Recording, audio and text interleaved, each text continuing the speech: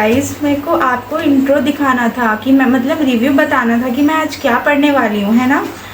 वैसे ये बुक्स तो पढ़ने में आप लोग को बोरिंग लगेगा, बट नहीं नहीं नहीं, ऐसा नहीं हो सकता कि मेरी ऑडियंस को मेरी बताई हुई चीज़ बोरिंग लगे। प्लीज़ नो, आप इसे जाके ज़रूर पढ़िएगा। बिकॉज मैंने बोला है, नहीं मैंने नहीं बोला है, क्योंकि ये बुक बहुत अच्छी है। अगर आप लोग पढ़ेंगे तो फिर मुझे लगेगा कि ऑडियंस मेरी बातों को फॉलो कर रही है ना। सो आप भी पढ़िएगा इस बुक को एंड फिर मुझे बताइएगा कि आपको पढ़ के कैसा लगा, ठीक है। Hello everyone, my name is Pallavi Kaushik. So, in today's video, I am going to tell you about book review of my favorite book, which is The Canterville Ghost. Guys, you are amazed ना कि मैंने क्या बोल दिया। आपने ये book पढ़ा है कि नहीं पढ़ा है, I don't know about it, but in today's videos मैं आपको इसी के बारे में रिव्यू देने वाली हूँ। सो बिना कोई देर किए हुए लेट्स स्टार्ट। मैं स्टार्ट करने जा रही हूँ, सो टिल देन बने रहे। गाइस, यहाँ गर्मी इतनी हो रही है ना कि यहाँ मुझे मतलब शूट करने का मन नहीं कर रहा है। ऊपर से यहाँ बारिश होते हुए भी नहीं लग रहा है कि यहाँ पे हुई है बारिश, इतनी ह्यूमिडिटी है। बट फॉर यू ऑडियंस मैं कुछ भी कर सकती हूँ।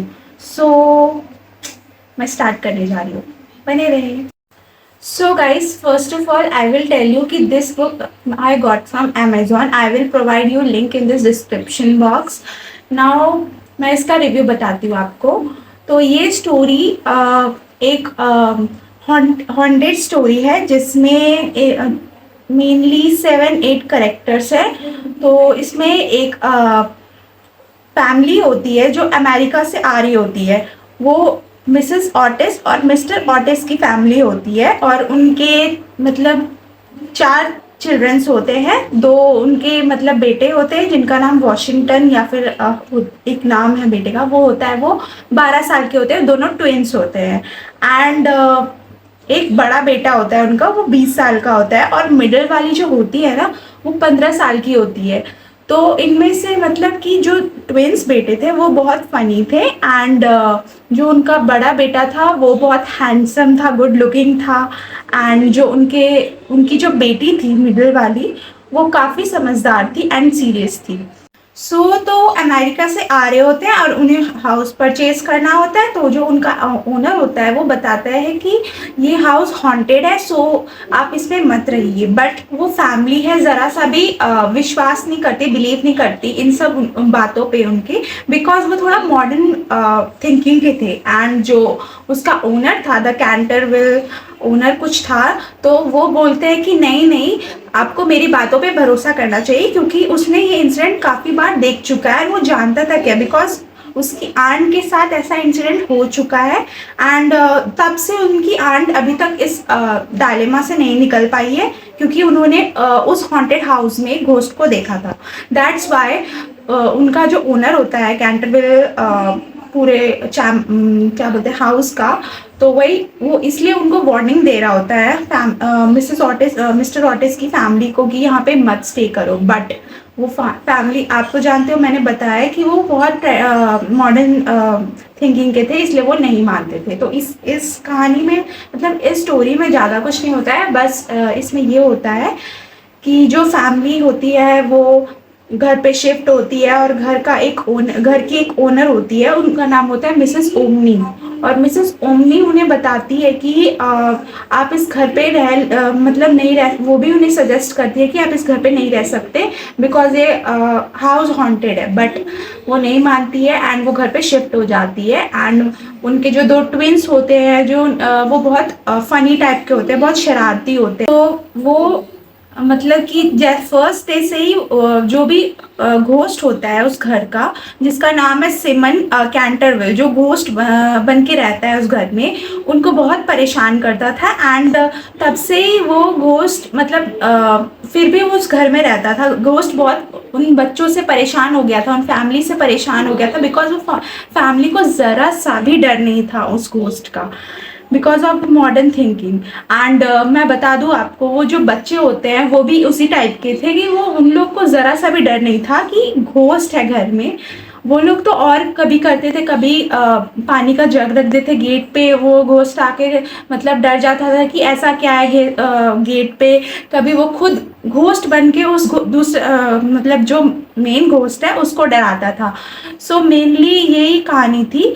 और बट ये कहानी में एक ट्विस्ट है कि वो जो लड़की होती है ना, वो लड़की थोड़ी समझदार होती है। जैसे मैंने आपको स्टार्टिंग में बताया था, वो थोड़ी सीरियस टाइप की होती है एंड मैच्योर्ड लड़की होती है। वो उस घोस्ट मतलब एक तरफ पूरी फैमिली होती है जो कि उस घोस्ट का फन मजाक उड़ा रही थी और उस घोस्ट पे बिलीव नहीं करती थी, और एक तरफ होती है वो लड़की जो कि बहुत सीरियस होती थी एंड वो सोचती थी कि ऐसा नहीं हो सकता कि कोई घोस्ट है और वो रहने मतलब आ रहा है और वो बार बार मतलब परेशान हो रहा है। तो वो सोचती थी कि कोई तो रीज़न होता होगा कि जो ये घोस्ट है वो उस घर से नहीं जा रहा है, कुछ तो है।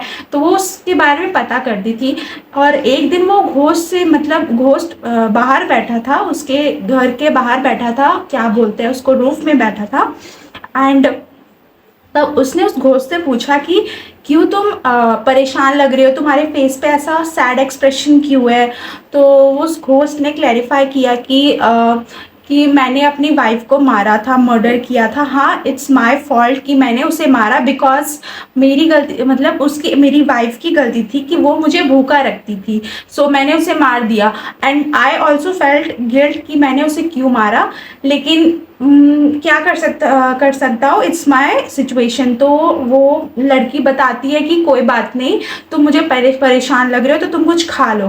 तो वो उसको एडवाइस देती है, लेकिन फिर भी घोस्ट नहीं मानता है। वो बोलता है कि no no, I am very guilty about this. And उनके जो मतलब जिसने जो घोस्ट ने अपनी वाइफ का मर्डर किया था, जो उनके भाई ने, उनके जो 2 भाई थे, उन्होंने उनको कैदी बना के रखा था। एंड तब से वो घोस्ट की आत्मा को शांति नहीं मिली, इसीलिए वो उस घर में सराउंड करता मतलब हॉन्ट करता था। दैट्स वाई उसकी आत्मा को अभी भी शांति नहीं मिली है। तो फिर वो घोस्ट वो अब मतलब एक रिक्वेस्ट करता है उस लड़की से कि क्या तुम मेरी एक एडवाइस सुनोगी, क्या एक रिक्वेस्ट एक्सेप्ट करोगी। तो फिर वो लड़की बोलती है कि ओके ओके, बताओ क्या एक रिक्वेस्ट है। तो सो वो बताता है घोस्ट कि क्या तुम मतलब मेरे वो जो मतलब उनके घर के सामने एक गार्डन था, उनका उस गार्डन का नाम कुछ था, कुछ करके नाम था उस गार्डन का। वो मतलब वहाँ पे सब जो भी डेथ पीपल थे वहाँ पे उनका बॉडी पूरा वो कर दिया जाता था, दफन कर दिया जाता था। तो वहाँ पे मतलब घोस्ट बोला था कि क्या तुम मेरा एक फेवर करोगी, तुम मेरे साथ वहाँ गार्डन में चलोगी और मेरे को कुछ नहीं चाहिए, बस मैं चाहता था कि कोई भी एक एंजल हो मेरे लाइफ में, एंजल हो जो मेरे लिए रोए और फिर उसी से उसको उसकी सोल को शांति मिलेगा। बस वो वही चाहता था, बिकॉज उसने देख लिया था कि उसकी फैमिली में तो ऐसा कोई नहीं था कि जो कि उसके सिचुएशन को समझ सके। वैसे वो डरता भी नहीं था उसकी फैमिली में कोई, और सब उसके मतलब उसका फन उड़ाते थे सिवाय इस लड़की के। तो वो इसी से रिक्वेस्ट करा था कि तुम ही हो वो, तुम ही वो कर सकती हो। सो वो उसने एक्सेप्ट किया वो रिक्वेस्ट एंड तब से उसकी आत्मा को शांति मिली। एंड देन उसने सेरेमनी करवाया, मतलब उनकी फैमिली ने सेरेमनी कराया उस घर को शांति रखवाने के लिए। एंड उस घर को तब से फिर पूरा एंड फिर उन्होंने सेरेमनी करवाया तो फिर उस घर को शांति मिला। एंड बस इतनी सी स्टोरी थी गाइस। तो मोस्टली मुझे इस स्टोरी में इंटरेस्टिंग ये लगा कि आपको तो जैसे मैंने बताया कि ये पूरी फैमिली फ़नी थी, तो मुझे इसी बेसिस पे स्टोरी अच्छी लगी कि ये स्टोरी पूरी फ़नी थी। एंड आई लाइक मतलब हॉरर स्टोरी, बट उसमें थोड़ा मेलोड्रामा होना चाहिए, थोड़ा फनीनेस होना चाहिए एंड कुछ भी आप उसमें स्पाइसी ऐड कर सकते हो, तभी वो स्टोरी इंटरेस्टिंग बनती है। That's why I like this story. And मैं आपको भी ये सजेस्ट करूँगी कि आप जाके इससे पढ़े, अगर आपने अभी तक नहीं पढ़ा है।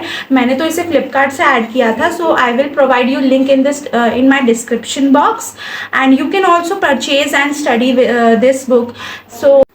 सो गाइज इतना ही था इस बुक का रिव्यू। आई होप कि आपको ये रिव्यू भी पसंद आया होगा। Do you think I have selected this book and this is also a best book for you? Do you think? तो आप भी आप कमेंट में बता सकते हो कि आप अगर आपने पढ़ी हो तो फिर ये आपको बुक कैसी लगी, क्योंकि मेरे हिसाब से तो this book is good. And आज तक मैंने इतनी अच्छी बुक नहीं पढ़ी थी, तो ये बुक मैं वैसे तो मैंने ये पिछले साल ही परचेज़ किया था, बट देन मुझे इंटरेस्ट नहीं था उतना बुक पढ़ने, मतलब मैंने ऑर्डर कर लिया था, थोड़े दिन पढ़ी, उसके बाद इंटरेस्ट नहीं रहा। उसके बाद मैंने देखा कि थोड़ा पोर्शन मेरा बच गया तो मैं इसी को कंप्लीट कर लूँ। उसके बाद मैंने कंप्लीट किया एंड मैं बहुत बहुत बहुत खुश हो गई इस बुक को पढ़ के रियली में। तो इसी से मेरा दिन पूरा बन गया एंड मैंने सोचा कि क्यों ना ये रिव्यू आपके साथ भी शेयर की जाए, बिकॉज मेरे ऑडियंस को भी पता होना चाहिए कि मैंने क्या पढ़ा है, मतलब मैं क्या कर रही हूँ। सो मैंने सोचा कि मैं आपको बता दूँ एंड आपकी जो भी ओपिनियन है आप बता सकते हो गाइस।